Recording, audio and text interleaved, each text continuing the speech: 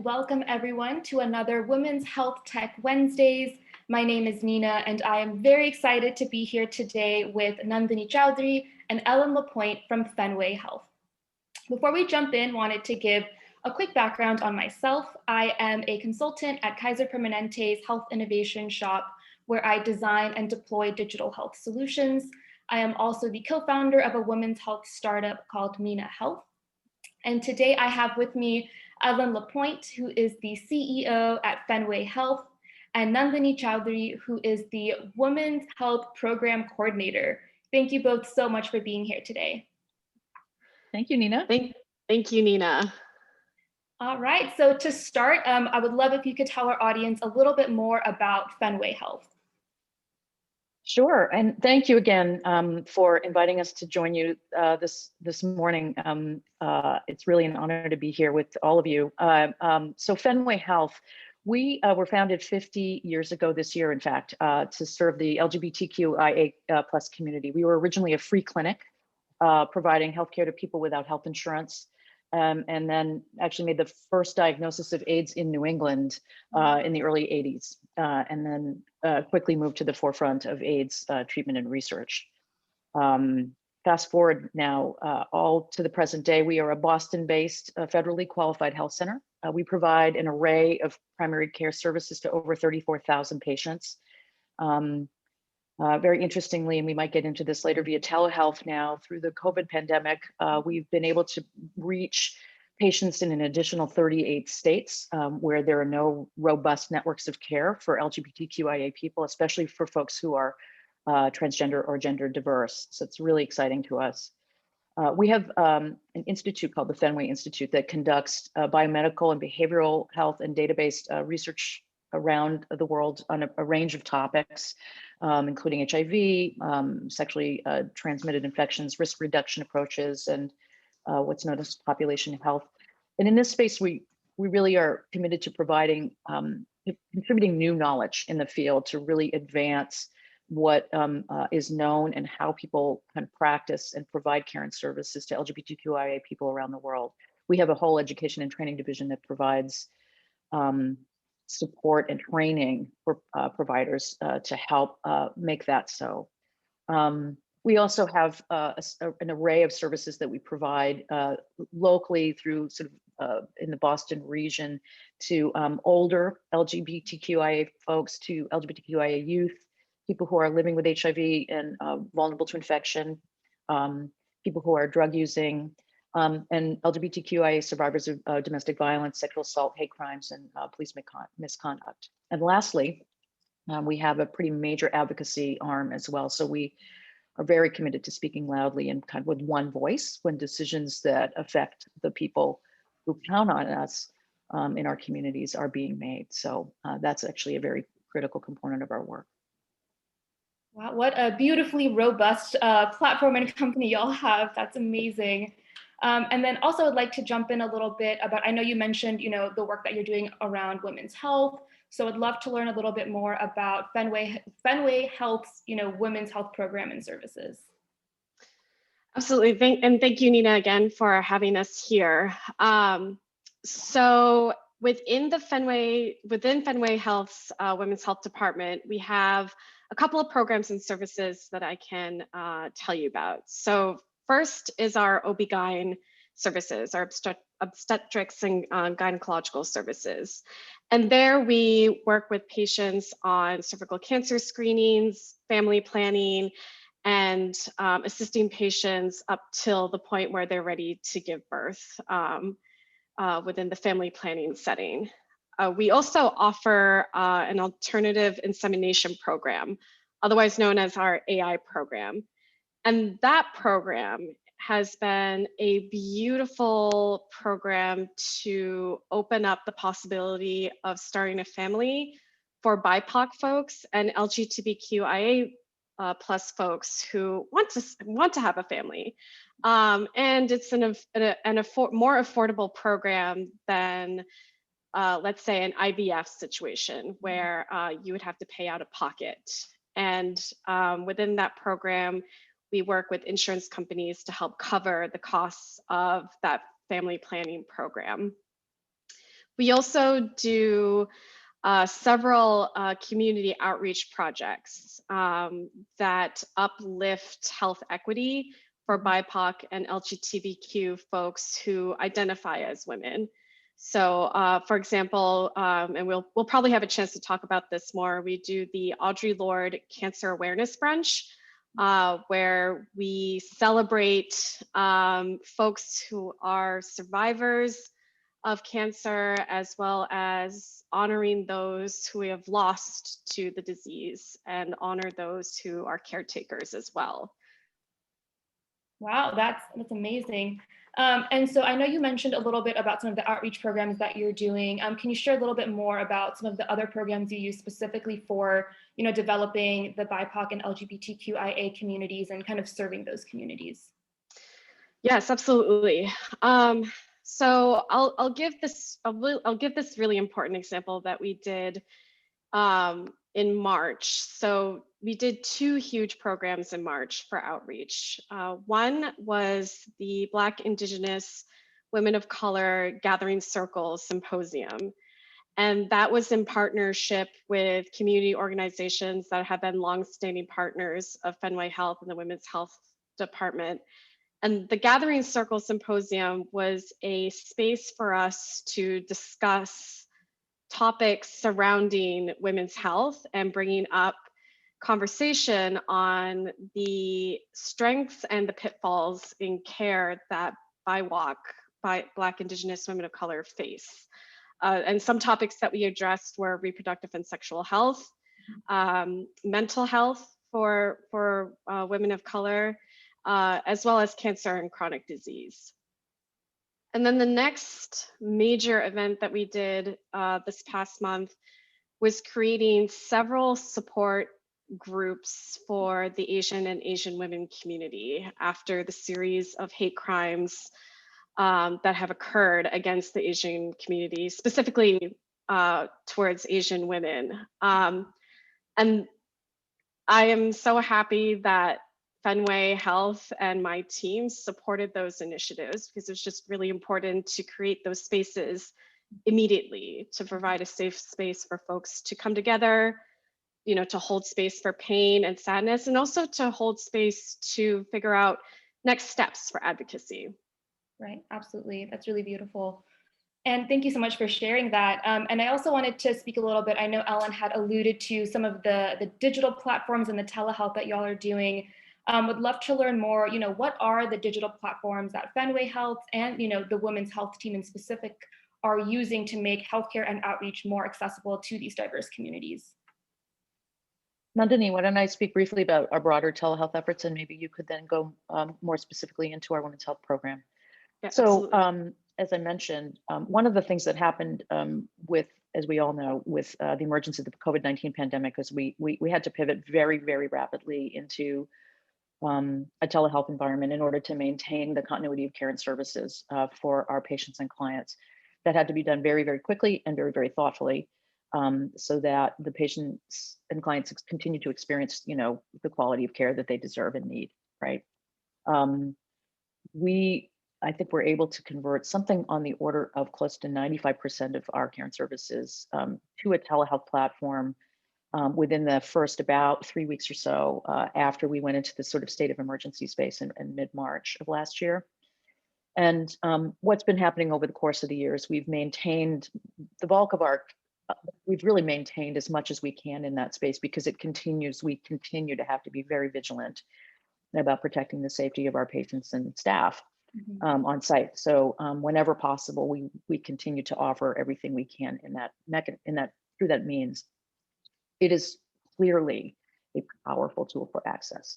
And it's also something that really serves patients in terms of their quality of their experience. It's a good thing to have this available in routine care and in times and spaces where we really need to try to meet people who might not otherwise easily be able to meet us where we physically sit.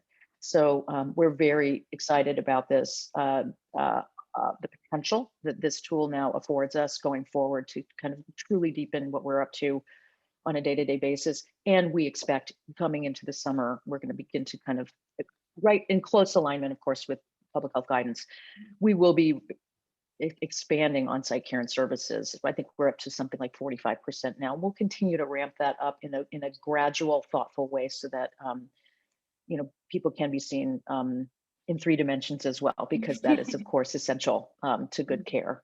Right. Absolutely. And I'll mention that when it comes to outreach and community engagement, for a lot of the women's health programming that I've done, I've used Zoom, Uber Conference, which is a platform that Fenway uses for non-clinical appointments and meetings, as well as Microsoft Teams and Spatial Chat. Spatial Chat was something that we used in the Gathering Circle symposium, and that was such a fun platform to use for networking. It was a creative space to like hold individual circles in one room. I would highly recommend it for work parties as well as just networking events across the board. It was just a lot of fun, and having those options available to people really pushed forward the idea of meeting people where they're at, which is something that we strive to do at Fenway.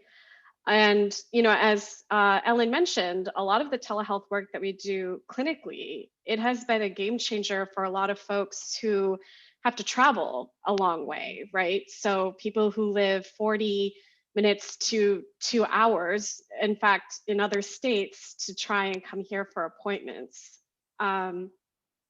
A great example of that would be with our AI program that I mentioned, where we can work with patients who live in the New England consortium. So we are able to set up telehealth appointments with folks who live in New Hampshire, Vermont, Connecticut, who are interested and want to start the insemination program with us. And we can hold these 30-minute introduction telehealth appointments with them so that they don't have to travel all the way here just for a 30-minute appointment.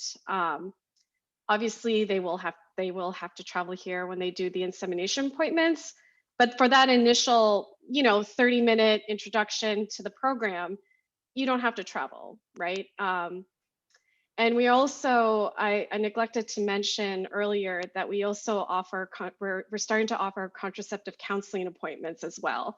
And those are going to be, part of the telehealth conversation as well, so that if folks just want to have an introduction to contraceptive care and have a conversation about it, they don't necessarily have to come to our office for that. They can get on the phone and the computer to host those conversations. Yeah, that's definitely a game changer, to say the least. As a company that has had to pivot, so I think you all have, really seen telehealth for the good and the bad. Would really love to learn, kind of from your perspectives, what are the strengths and the limits to using, digital platforms, both for telehealth purposes as well as just general outreach and community purposes? Yeah, I can speak a little bit to that. I think the strengths, as Ellen and I mentioned, it's expanded our patient network and our patient outreach, right? It's made it easier for people to check in for appointments without having to travel a long way. And again, it's a bigger outreach to folks outside of the state of Massachusetts. People tend to be more consistent and on time. Right, exactly. Yeah. Right. And so like when you talk about, yeah, exactly. And when you talk about the financial burden of healthcare, right, you're not losing a lot of money with missed appointments with telehealth. I think the biggest limits that I've seen is the Zoom fatigue and that self-care piece of having to log on for a lot of community engagement projects that are out there, right? And that's the name of the game right now with the pandemic, is moving all of these community engagement and outreach projects to the virtual platform. So we know the fatigue there. I think another limit is the access to technology. And I know that Fenway is we're actually working to combat that barrier. So I know that there's conversations around providing technological access to folks who don't have a phone or a computer available to do telehealth appointments. Yeah. As with any even, in any setting, I would say, I think technology is always an accelerant and an augmenter and not a substitute. And I think in healthcare in particular, I think it probably goes without saying that we really can't do our jobs without seeing people and being able to touch them and examine them and draw blood samples and do the things that need to happen. I will offer an interesting, I'm aware of, conversations underway right now regarding with our behavioral health team. It's a very interesting moment in time. I would just share with you the sort of grappling with, it's working well on Zoom.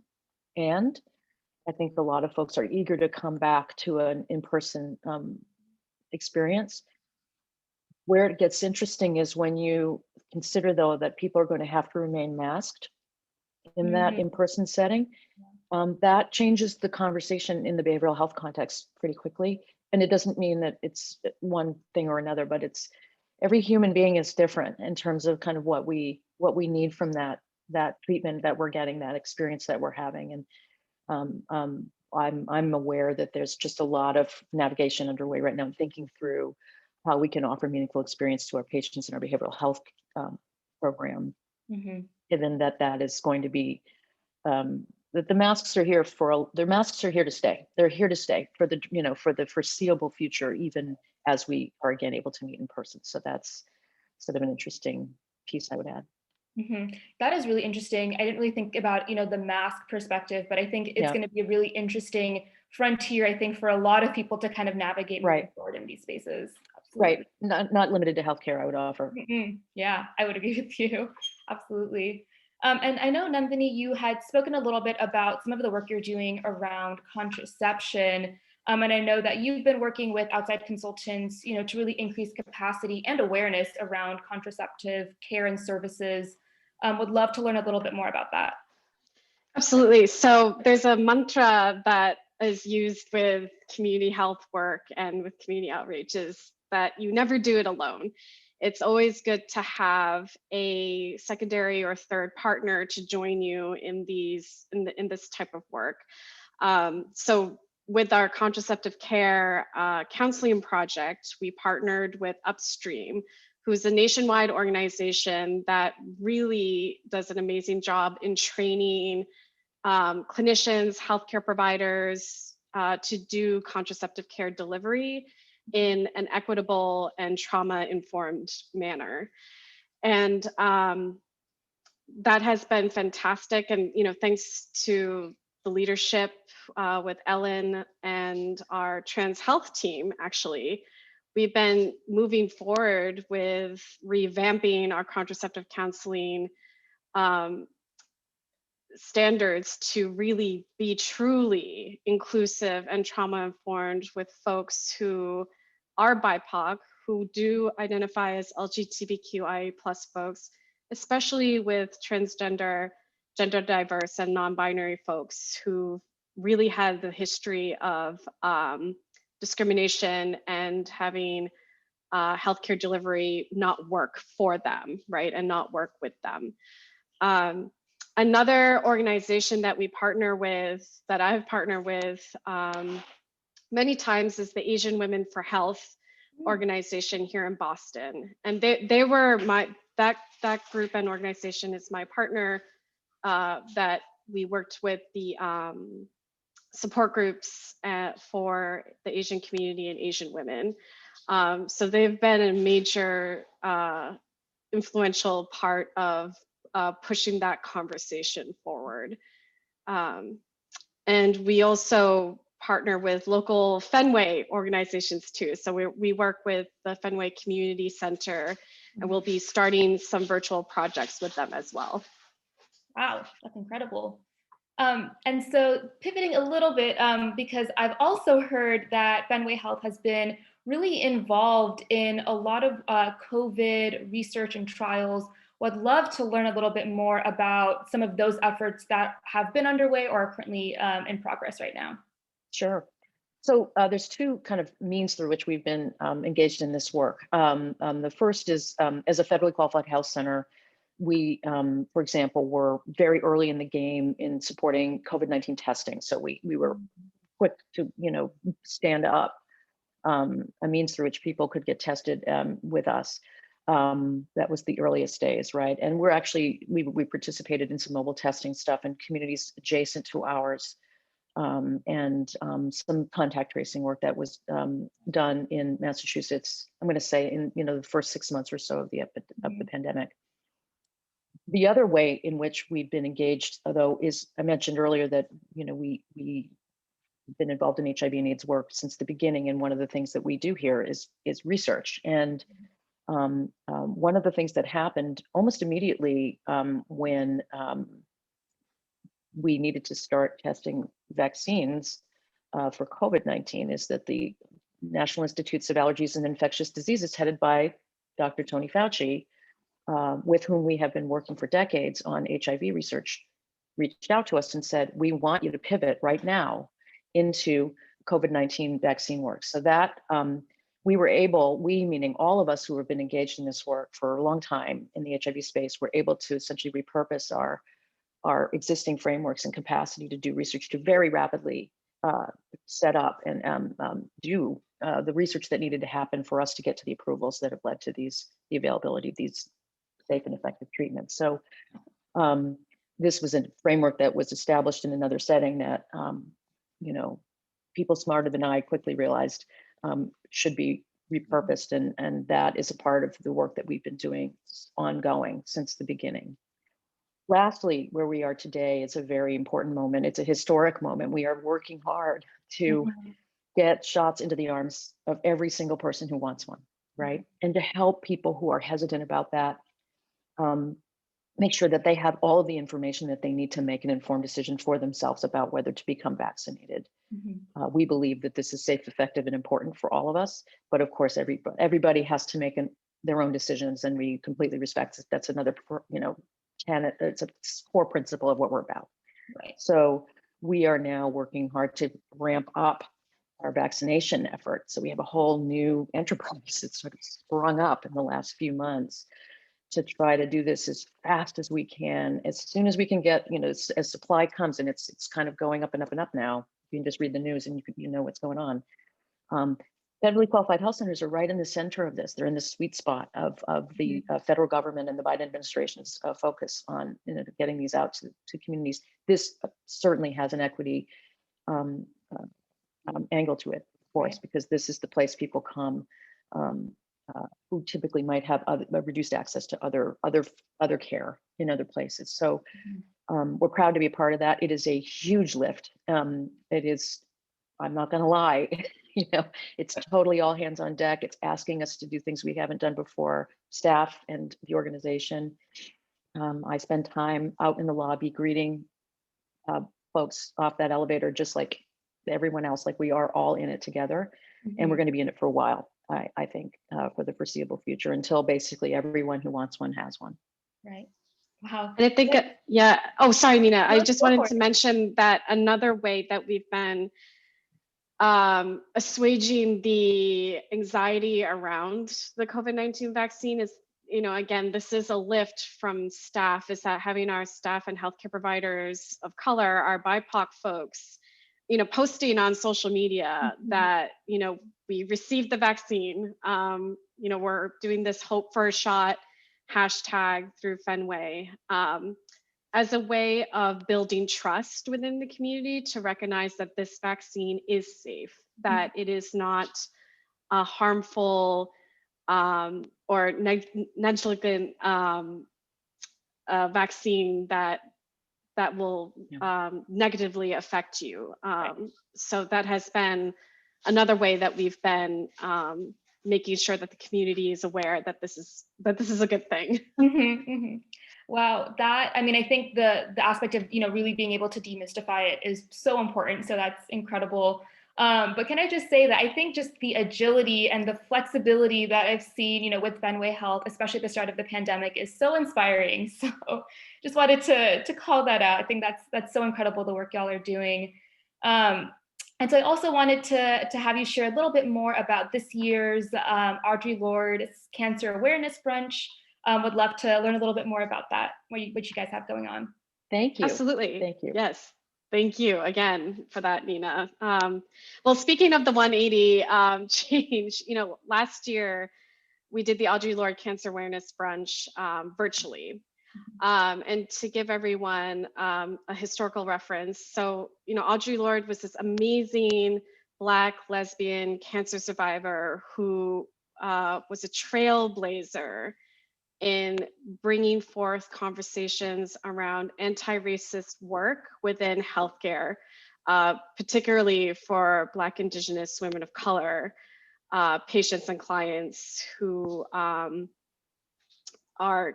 have cancer, or even folks who are caretakers of cancer patients. And so it is an annual celebration at Fenway Health.